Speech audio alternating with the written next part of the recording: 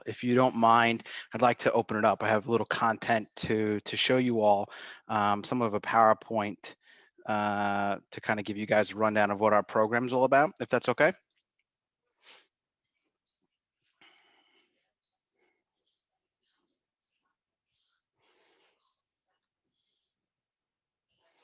Okay. Can everyone see my screen okay? Yeah, it looks good. All right. So, tonight being Meet the Coach, I've done a few of these, especially during COVID, where I've gotten the opportunity to speak with about 95 student athletes on a one-to-one level with their parents. So again, I really appreciate the opportunity to speak with Rugby New Jersey and all of the prospective student athletes and their parents tonight. A little bit about Loyola University Maryland, especially our rugby program. We were founded in 1976. And we've had a really rich tradition in the early years and then again in the 90s. And then we've had an emergence of success in this last couple of years stemming from about 2013. Based on that, as you can see on the right-hand side, we compete in the National Collegiate Rugby. And since 2015, we've had a promise of reaching the playoffs, especially in 2008, 17, 18 season. We made it to the Final Four in Atlanta, Georgia. We played at Life University's stadium. And then this past, or the season ending in the fall of 2019, prior to COVID, we were actually undefeated, going about 10-0. Knocking off 3 Division 1A programs or Division 1 AA programs and emerging as the #1 team in the country with a first place ranking, and then COVID kind of set in. So it was a tough pill to swallow for our student athletes.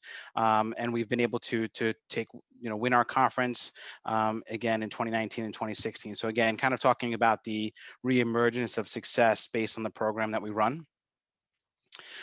With that success as a team level has allowed us to highlight some of our student athletes that have really excelled on the pitch. So as you can see, we had a numerous amount of Division One All-Americans, and it kind of stopped for a little bit. And then the reemergence of our success led to the last couple of years of highlighting a few of our student athletes making the All-America team, especially Danny Gianoscoli, who I'll go a little bit further into. Coming from Loyola University, he was drafted in the last MLR draft.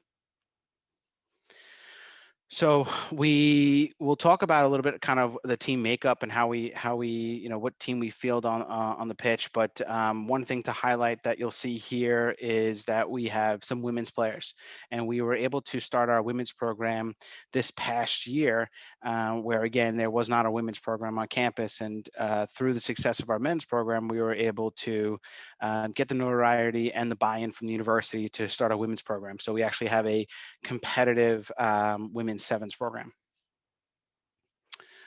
So some of the things I'd like to kind of go into is the last couple of years, like I said before, about 2018, 2019, we were able to place also third nationally at the CRCs for the National Collegiate Rugby, small college. So that was a big achievement for us because this was the first year that we had a formal sevens program. And then down below, you'll see that Danny and Anthony were able to not only make the all-conference team and all-America team that year, but they were able to make the sevens all-American team. This again is kind of just highlighting the success that Danny had. Based on our third place finish, Danny was noticed by USA Rugby and was named on the USA Collegiate All Sevens team. And as you can see, his teammates were coming from the best powerhouse programs in the country. And then there's Danny. And so those are some of his accolades that he was able to collect during that campaign. The past fall, like I said before, that we were able to place first nationally. We won our conference. We won the Mid-Atlantic Championship, which is where we face off against teams from Virginia and Pennsylvania because we're located in Baltimore, Maryland. And then we go down to the Carolinas where we play the Southern State Champions, and we won that as well. And with that allowed us to name our most ever all-conference team. Again, that led to the first place finish. So our last full competitive year of 15s, this was kind of our accolades. Number one team in the country. I was named the inaugural NSCRO Coach of the Month. We had 4 student athletes named to the All-America team. We had the MVP in the Mid-Atlantic and South regions, and we were able to have 7 players named to our All-Conference team. And as you can see on the bottom, one thing that we're able to put together for our prospective student athletes are scholarship packages that are funded through our alumni network, which is called the Society of Loyola Old Boys. And you can find a lot of that information on our website. As I mentioned before, we have a women's program that we just started. And so the 2 pictures that you can see here are, we were able to play 2 round robin friendlies, one against Catholic University of America, where we won 1 out of 3 matches.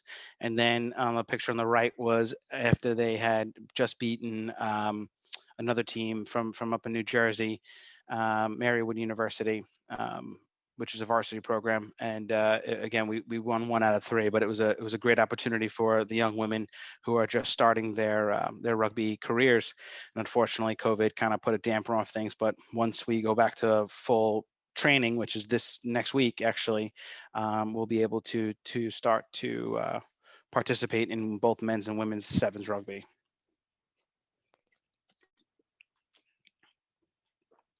So along with, scholarships and a competitive program, we like to boast that we do take an international trip. We were able to go to Bermuda a couple years, 2 years in a row. We were able to participate in the sevens program. And on the picture on the right is where, literally across the street from where we stay, which is it's in the Bermuda National Guard Army Barracks, where all the teams stay. And the picture on the left was the year that we played the Bermuda national team. And so we ended up losing, but it was a good match. We lost by 1 try to the Bermuda national team. As I mentioned before, the success for the program, which we are able to secure some really talented people, but you need to win as a unit in order to get the notoriety that you all deserve. And so this, after Danny's successful year at College Town Sevens, and then a very successful campaign of the last 2 seasons, Danny was actually drafted 15th overall by the Utah Warriors. And I don't know if anyone was able to catch some of their matches this fall, their preliminary matches before the season starts in 21 days. Danny was one of was a leading scorer for the Utah Warriors, kind of developmental side, the team that they were putting out there before the foreigners come in to take some of the starting spots. But he's competing for the fly half position for Utah, and hopefully he'll make it. But again, it's a testament to obviously Danny, but the program that we try and run at Loyola University. Another thing that keeps us quite competitive, especially these last couple of years, is that we are, if not the only, few teams that has a dome that goes over our pitch for the winter months. And so on the picture on the right-hand side, you'll see that you have the Air Dome. It goes up right after Thanksgiving, and it comes back down the first weekend in April.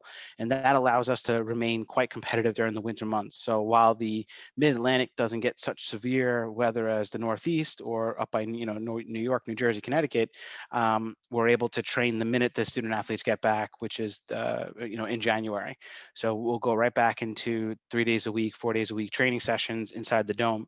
And that also allows us to host clinics and competitive coaching clinics, indoor tournaments, and other teaching opportunities. So on the left-hand side, you'll see this was an advertisement from last year where the Potomac Rugby Conference and Beltway Elite, which is a select side, came in and did a sevens clinic right before the competitive sevens program. So we had the head coach from Maryland, myself, the head coach from Beltway Elite, and other professionals that came in and gave the student athletes tips, tricks, and just kind of worked on their skills before the seventh season kicked off. One of the other things that we try to keep in the forefront of our our minds and hearts is to fight the fight against ALS. And so, if any of you had seen the ice bucket challenge, one of my close friends who I played rugby with at Iona College in New Rochelle, New York, founded the ice bucket challenge, and we are huge advocates of that benefit and huge advocates to fight ALS. And unfortunately, Pat lost his life this year. And I can't tell you how many people reached out to us and thanked us for everything that we do to fight this. And every August until the cure is a hashtag that we like to live by to try to fight this deadly disease. And so that's kind of the formal presentation. Um, I think if we talk about the university now and the program, how we participate in the program. So our top majors are finance, accounting, biology, chemistry, and engineering.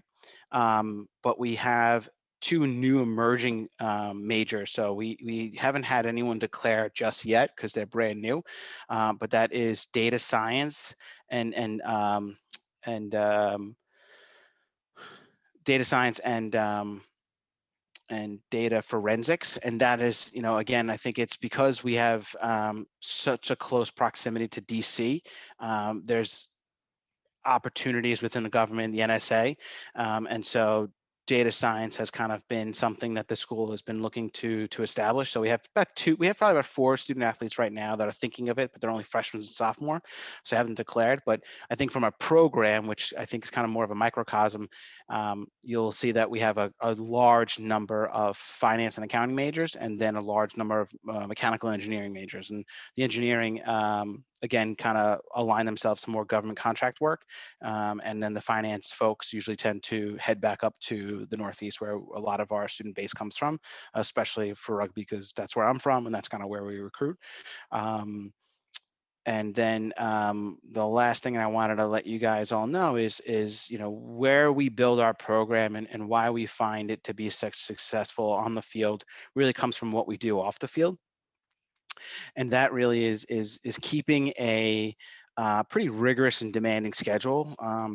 So we are Mondays, we have a film session, which is about an hour. Tuesday, Wednesday, and Thursdays, training sessions, which are about 2.5 to 3 hours.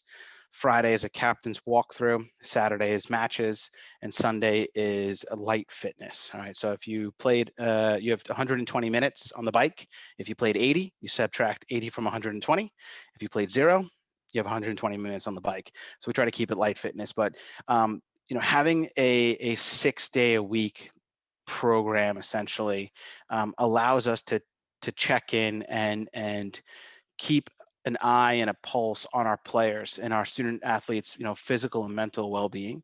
It's important to us that we have these types of check-ins so that in the event we start to see grades slip or physical fitness, we track your physical fitness. So every week you have to do a baseline, and we track that. And if we see a trend or a dip or a spike in one of those areas, it allows us to kind of do another check-in with you, because it's not always, let's say, partying or staying up late. It could be there's issues at home, or there's issues with roommates, girlfriends, boyfriends, whatever that may be, that you just need someone to chat. And so that allows us to see our student athletes 6 days a week. It allows us to kind of keep that eye on them, to again make sure that they're following that straight and narrow road. Because what we like to joke about, which is not, it's kind of what one of our many mantras, if you will, is that your only job is to go to class, get great grades, and play rugby. Everything else is kind of ancillary. Your parents and your loved ones, they go to work because they got to put food on the table. Your job is to go to class, get great grades, not just good grades, great grades, and then play rugby. And we were trying to make sure we set up our student athletes for success after they get off the pitch. 4 or 5, maybe even 10, 20 years of rugby is great. It's not you're not going to get rich in this country playing rugby. So it's making sure that we set you up for success, and allowing you to either be a mentor to a student athlete who's a freshman or sophomore that may be struggling in certain academics. So again, we track those. We'll pair you up with someone that's excelling in that same coursework, to buddy you up. And that's not to keep the person that's doing really well kind of a burden, right? Or to say, oh, I gotta make sure I tutor Joe. It's because one day you're gonna have to be a manager or a leader or a boss, and you're gonna have to learn how to teach someone, right? Because you have to master your craft, learn your craft, master your craft, and then teach your craft away. And so we try to instill those values into our student athletes early on. So I tried to keep it at the 20-minute mark. Where am I? You're right on 15. So we got exactly 5 minutes for questions, which is perfect. So yeah, just one question right off the bat. Bob was wondering if the application deadline had passed for 2021 high school graduates. So do you know what the deadline is for Loyola? No, I mean, from what I've heard, if it may have passed, it's still being accepted. I think in the odd event of COVID, we are, I don't want to say use the term rolling admission, but I'd say it's kind of lightly rolling admission. Great. Any other questions from anyone?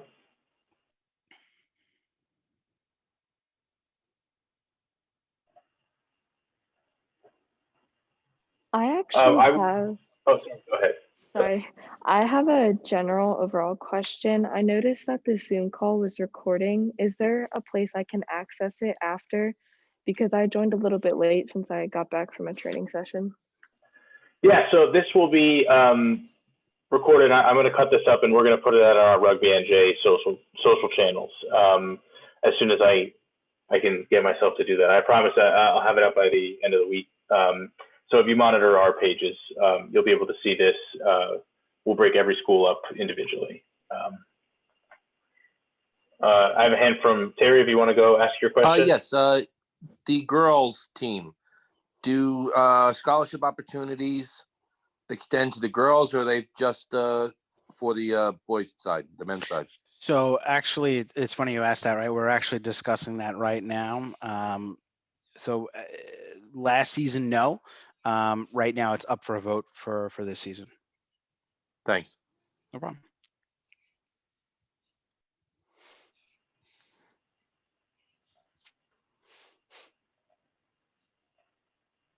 Anybody, anything else?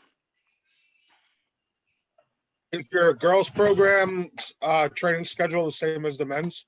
Yeah, so my role is director of rugby, and really I started with the men's program only, and my dream was to have a competitive 15s program and a competitive sevens program, and then eventually get to a women's program as well. So with that understanding and with that appreciation of the program that we win, and we use that word very strongly, program, our men and women practice at the same times. They're pretty close as far as when they train, how they train, the level of commitment, the level of standard that we have instilled in our men's program, which is nationally competitive. We've brought that right over. And it's funny you ask, because I really thought I'd only start with sevens, because I didn't know if I'd be able to get that many, young women that just started to learn the game to be committed like this. But our very first season, we have 28 student athletes, and we carried that over for 3 semesters. So that is a pretty rigorous schedule, and they keep to that as well. I mean, film time is usually hit or miss because we don't have much film to watch, but I'd say they still train Tuesday, Wednesday, Thursday, Friday walkthroughs.